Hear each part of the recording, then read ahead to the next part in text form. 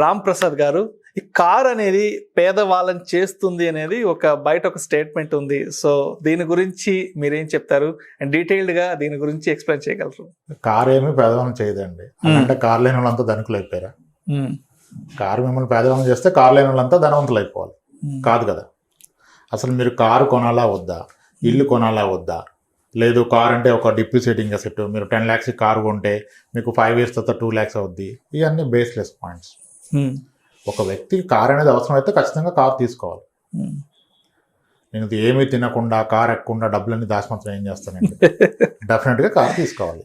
అయితే ఈ కార్ కొనటం, ఇల్లు కొనటం, వెకేషన్కి వెళ్ళటం, ఇంట్లో ఫర్నిచర్ కొనటం, ఇవన్నీ షార్ట్ టర్మ్ గోల్స్ అండి. షార్ట్ టర్మ్ గోల్స్ అంటారు. షార్ట్ టర్మ్ గోల్స్కి మీరు ప్లాన్ చేయాల్సిన అవసరం లేదు. ఓకే, అసలు షార్ట్ టర్మ్ గోల్స్ని మీరు ఒక గోల్ లాగా ట్రీట్ చేద్దని చెప్తాను. ఎందుకంటే షార్ట్ టర్మ్ గోల్స్ ఆ టైం వచ్చినప్పుడు అది అయిపోతుంది. షార్ట్ టర్మ్ గోల్ అనేది ఆ టైం వచ్చినప్పుడు you need not to plan, you need not to invest. ఇప్పుడు సామాన్య శాలరీడ్ 40,000 శాలరీ ఉంటే కూడా ఆయనకు 6 లక్షల రూపాయల కారు అరగంటలో ఇచ్చేస్తారు షోరూమ్. సో దానికి మీరు ప్లాన్ చేసిన అవసరం లేదు.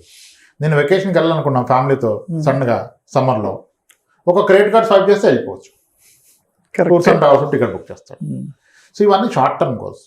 మొత్తం people are giving top priority the short term goals. Long term goals identify చేయట్లేదు. మీ షార్ట్ టర్మ్ గోల్స్ అన్ని చేంజ్ చేస్తూ వెళ్తే చాలా హ్యాపీగా ఉంటారు, కానీ లాంగ్ టర్మ్ గోల్స్ మిస్ అయిపోతారు.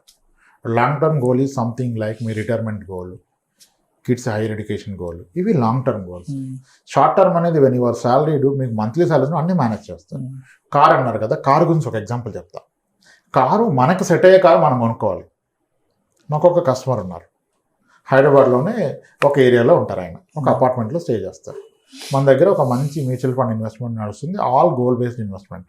మనం నేను ఎవరిదైనా ఇన్వెస్ట్మెంట్ గోల్ బేస్డ్గా తీసుకుంటాం, నడుస్తుంది. ఈ క్రమంలో ఆయన లాస్ట్ మంత్ నాకు ఫోన్ చేసి, సార్ నా మ్యూచువల్ ఫండ్స్లో రిడెంప్షన్ చేయండి, 2.8 lakhs కావాలో అడిగారు. సార్ ఎందుకంటే 2.8 lakhs రిడెంప్షన్ పర్పస్ ఏంటి అని అడిగాను. I ask obviously all my customers redemption అంటే నా కారణం కావాలి, అది అతని మనీయే, కానీ నేను మేనేజ్ చేస్తానంటే నా కారణం కావాలి. ఈ సెట్ నేను కార్ చేంజ్ చేస్తున్నాను సార్. కార్ ఎందుకు చేంజ్ చేస్తుందండి, కారణం ఏంటి?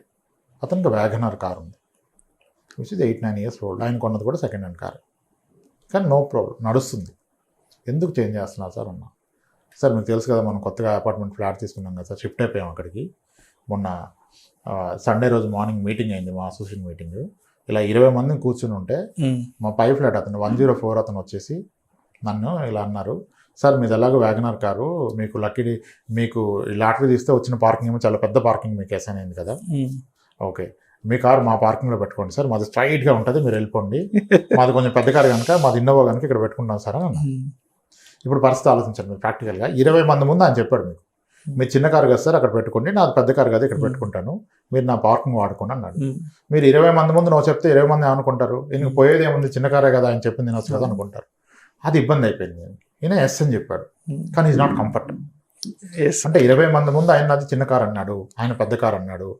అసలు నేను నా salary more than a lakh, ఆయన చేసేది వ్యాపారం, ఇంకా డీటెయిల్స్ ఏ వ్యాపారం అలా కాకుండా ఆయన చేసేది వ్యాపారం. ఆయనకి పెద్ద కారు ఉందని 20 మంది ముందు అడిగాడు కదా, ఇతనికి మనసు ఒప్పుకోలేదు. 12 o'clock కల్లా ఈయన పెద్ద కారు బుక్ చేశాడు. ఇమీడియట్గా బ్యాంక్ రిలేషన్షిప్ మేనేజర్కి ఫోన్ చేశాడు, నా కార్ లోన్ ఎలిజిబిలిటీ ఎంత ఉంటుందని అడిగాడు. ఆమె మీకు 40 lakhs కార్ లోన్ వస్తుందని చెప్పింది. ఇది ఓన్లీ ఐడియా ఏంటంటే ఆ 20 మంది ముందు ప్రూవ్ చేయాలి. నేను పెద్ద కార్ కొంటే అప్పుడు ఆయనకి సమాధానం చెప్పినట్టుగా ఉంటుంది కదా, మాట్లాడడానికి. వెళ్ళిపోయి 6 months వెయిటింగ్ ఉన్న ఒక కార్ బుక్ చేశాడు. ఓకే, బుకింగ్ అమౌంటే కట్టాడు, సమ్ 10-15,000 పే చేశాడు. ఇతను మాట్లాడితే డౌన్ పేమెంట్ అయితే 2.8 lakhs అడిగారు, ఇప్పుడు కాదు కార్ వచ్చినప్పుడు. కాబట్టి నన్ను అడుగుతున్నాడు, సార్ ఇది రిడెంప్షన్ చేయాలని. సో అది రాంగ్ స్టెప్. కారు కొనుక్కోవడం తప్పు కాదు, మీ అవసరాలకు తగిన విధంగానే కారు కొనుక్కోవాలి, కానీ మీరు సొసైటీని ఇంప్రెస్ చేయడానికి కొనద్దు. ఏది స్టేటస్ చూపించుకో. ఇప్పుడు ఆయన స్టేటస్ కొరకు కొనుంది కదా పెద్ద కారు, అతనికి దీంతో ప్రాబ్లం లేదు. కానీ ఆ ప్రాసెస్లో ఏమవుతున్నారు, అతను లాంగ్ టర్మ్ గోల్ కొరకు ఇన్వెస్ట్ చేసిన మనీ డిస్టర్బ్ చేస్తున్నాడు. మీరు ఎప్పుడైతే మీరు లాంగ్ టర్మ్ గోల్స్ ఐడెంటిఫై చేసి దానికి సరిపడా మనీ పెడుతున్నారో, రిమైనింగ్ మనీతో మీరు ఏదైనా చేయొచ్చు. చేయకూడదంటే ఏది లేదు. ప్రతి షార్ట్ టర్మ్ గోల్ అచీవ్ అవ్వాలి, ప్రతిదీ ఎంజాయ్ చేయాలి, కానీ not at the cost of me long term goal కోల్పోయి చేయకూడదు, డిస్టర్బ్ చేయకూడదు. రిటైర్మెంట్ కార్పస్ గురించి అతనికి 4.5 కోట్లు అవసరం, పర్ మంత్ 22,000 ఎస్ఐ పెడుతున్నాడు, ఉన్నది ఒక్కటే పాప, పాపకి ఆమె హైయర్ ఎడ్యుకేషన్కి మ్యారేజ్ గురించి సర్టన్ అమౌంట్ చెప్పాము, అది పెడుతున్నారు. ఆ 2 పెడుతూ మిగిలిన దాంట్లో మీరు ఏమైనా చేసుకోండి, ఐ హావ్ నో అబ్జెక్షన్. మీరు 2 ఇల్లు కొంటే కూడా నాకు అబ్జెక్షన్ లేదు, 2 కార్లు కొనుక్కుంటే నాకు అబ్జెక్షన్ లేదు. కానీ ఆ గోల్కి పెడుతున్న మనీ మీరు డిస్టర్బ్ చేయదు, that's the only request. So car కొంటే ఎవరు పేదవాళ్ళు అయిపోతారు, కానీ స్థాయికి మించిన కారు కొంటే పేదవాళ్ళు అయిపోతారు. ఒకరి స్థాయి ఇదని మనం డిసైడ్ చేయలేము, డిసైడ్ చేసుకోవాలండి, అంతే సార్. ఇప్పుడు రామ్ ప్రసాద్ గారు, ఇప్పుడు మీరు చెప్పిన దాని ప్రకారం మరి ఎంత శాలరీ లేదా ఎంత అమౌంట్ వస్తుంటే ఈ కార్ కొనుక్కోవచ్చు అంటారు? సార్ శాలరీ ఎంత వస్తుందంటే యాక్చువల్గా ఫైనాన్షియల్ ప్లానింగ్ అంటే మనం ఫస్ట్ అడిగేది శాలరీ కాదు ఇంపార్టెంట్. మీ శాలరీ ఎంత, మీ లయబిలిటీస్ ఎంత, మీ అసెట్స్ ఎన్ని ఉన్నాయి, మీ టోటల్ నెట్వర్క్ ఎంత అని అడుగుతాం. ఓకే, ఇప్పుడు లాస్ట్ వీక్ ఒక క్లయింట్తో మాట్లాడడం జరిగింది. అతని salary 1 lakh, 12 lakhs package, is 42 years old, but ఆయన net worth 22 crores. 22 crores. He's the only son for his father. Okay. As of now, entire net worth వాళ్ళ ఫాదర్ నేమ్ మీద ఉంది. But is the only person, siblings లేరు. So ఆబ్వియస్గా అతని నెట్వర్క్ని వాళ్ళ father దాన్ని దాంట్లో ఫ్యాక్టర్ చేయాల్సిందే. They had very good relation పేరెంట్కి, ఈయనకి కొన్ని ఫంక్షన్ హాల్స్ ఉన్నాయి, రెంట్స్ వస్తున్నాయి. అప్పుడు ఆయన శాలరీని బే చేసుకుని ఆయన ప్లాన్ చేసుకునే అవసరం లేదు కదా. ఆయన సేవింగ్ ఇన్వెస్ట్మెంట్ చేయాల్సిన అవసరం కూడా లేదు. ఓన్లీ థింగ్ ఏంటంటే you should not compromise on the ఈ లైఫ్ స్టైల్ ఎక్స్పెన్సెస్లో కానీ అతనికి కావాలని దేని మీద కాంప్రమైజ్ అవ్వకూడదు.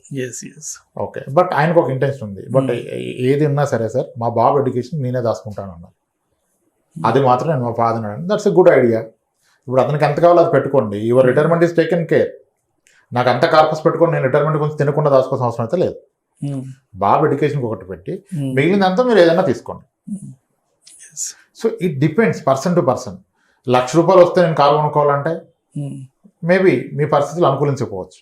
1,00,000 వస్తుంది, బట్ ఆల్రెడీ హౌస్లో 35,000 ఈఎంఐ నడుస్తుంది, పిల్లల ఎడ్యుకేషన్ కాస్ట్ పెరిగిపోతుంది.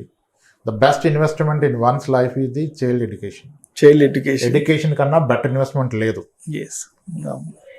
సో ద క్వాలిటీ ఎడ్యుకేషన్ ఇవ్వండి, అది ఇవ్వగా మిగిలిందే మీరు ఇన్వెస్ట్ చేయండి. You should not bet the cost. ఇప్పుడు నేను ₹1,00,000 ఫీజు కట్టాలి, 2 పిల్లలకి 2 lakhs ఫీ ఎందుకు, నేను అది ఆపేసి ఇద్దరిని 40,000, 80,000 ఫీజు కట్టి రిమైనింగ్ దాంతో కారు ఈఎంఐ కడతా అంటే దట్స్ రాంగ్. క్వాలిటీ ఎడ్యుకేషన్ ఇవ్వగలుగుతున్నారు, రిటైర్మెంట్ గోల్ రీచ్ అవ్వగలుగుతున్నారు, పిల్లల హైయర్ ఎడ్యుకేషన్ కార్పస్ రీచ్ అవుతున్నారు, కొనుక్కోండి కారు, తప్పేమీ లేదు కదా. It's not on the salary, it's on your commitments, me liability, me assets, me future financial goals అన్ని కలిపి నిర్ణయం తీసుకోవాలి. నార్మల్గా ఎట్లా తీసుకుంటారంటే కార్ అనే గోల్ మీ బేబీ వచ్చే లోపల కారు ఉండాలి, తీసుకెళ్ళాలి, అదొక ప్రైడ్ ఫర్ ద పేరెంట్. కొంతమందికి ఏంటి కారు ఉంది ఆల్రెడీ, బేబీ వచ్చే లోపల కొత్త కారు తీసుకోవాలి, కొత్త కారు. ఇంకోళ్ళకి ఉంటుంది, లేదు నాది 5-seater కారు, మా పేరెంట్స్ వస్తే ఇబ్బంది అవుతుంది, నాకు మా పేరెంట్స్ కన్నా ప్రయారిటీ లేదు, 7-seater car. That's good, but at what cost? Cost is not the price, at what cost in our life. దీనివల్ల వేరే గోల్ మిస్ అవుతున్నావా? అవునప్పుడు all are good, you can go with the best of the car. So car కొనడం తప్పనే ప్రసక్తే లేదు, but ఏ ఇండివిజువల్కి ఆయనే understand చేసుకోవాలి, ఐడెంటిఫై చేసుకోవాలి. How far it is true, నేను ఏ బడ్జెట్లో కొనాలి, నేను సెకండ్ హ్యాండ్ కొనాలా, ఫస్ట్ హ్యాండ్ కార్ కొనాలా, 25 lakhs కార్ కొనాలా, 5 lakhs కార్ కొనాలా. ఇప్పుడు అందరూ ఏంటంటే శాలరీని బట్టి కారు కొనాలనుకుంటున్నారు. ఏంటి మీరు 16 lakhs శాలరీ అయిపోయినా కూడా ఇంకా మీరు వ్యాగనార్లో వస్తారు, స్విఫ్ట్లో వస్తారు, మీరు క్రెటా తీసుకోండి సార్ అంటారు. సొసైటీ ఎప్పుడు మిమ్మల్ని పుష్ చేస్తుంది. సొసైటీ చెప్పారని వినుకుంటూ వెళ్ళామనుకోండి, you look rich but you are not rich. You look wealthy but you are seriously not wealthy. మీరు ఎలా కనపడాలనుకున్నారా, ధనవంతులా కనపడాలనుకున్నా, ధనవంతులు అవ్వాలనుకున్నారా అని ఉంటుంది కదా. ఇప్పుడు ఇవన్నీ తీసుకుంటే మీరు ధనవంతులా కనపడతారు, నిజానికి మీరు ధనవంతులు కారు. ఇవేమీ తీసుకోకుండా కూడా మీరు ప్రాపర్ ఇన్వెస్ట్మెంట్ చేసి అలానే కాంప్రమైజ్ అవ్వకుండా పిల్లలకి ప్రాపర్ ఎడ్యుకేషన్ ఇచ్చగలిగితే మీరు ధనవంతులు. కానీ సొసైటీకి ధనవంతులా కనపడదు, కరెక్ట్. దాంట్లో ఏం హామ్ లేదు కదా. Right. So it's up to one individual to decide. Yes.